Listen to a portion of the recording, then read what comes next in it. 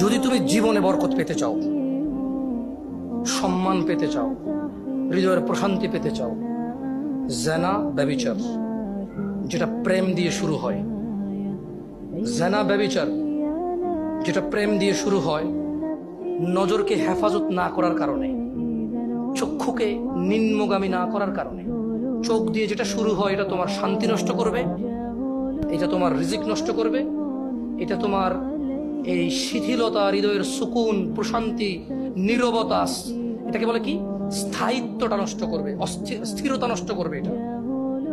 ছোট ভাই, তোমার প্রতি আমার নসিহত, তুমি কে নীল পড়ছে, লাল পড়ছে, কে ছোট পড়ছে, কে বড় পড়ছে, তুমি এগুলো মেজারমেন্ট করার দরকার নাই। তুমি নিচে নজর রাখো, হাঁটো, তোমার এটা জানারও দরকার নাই আজকে তোমার সামনে দিয়ে কয়টা মেয়ে কি পড়ে গেছে তুমি দেখোই নাই। তুমি নিচে হাঁটো, যথাসম্ভব তুমি যতটুকু নিচে দেখে হাঁটা সম্ভব তুমি তোমার চোখকে হেফাজত করো। লজ্জাস্থান হেফাজত হবে, লজ্জাস্থান হেফাজত হলে তোমার হৃদয়ের প্রশান্তি নষ্ট হবে না ইনশাআল্লাহ।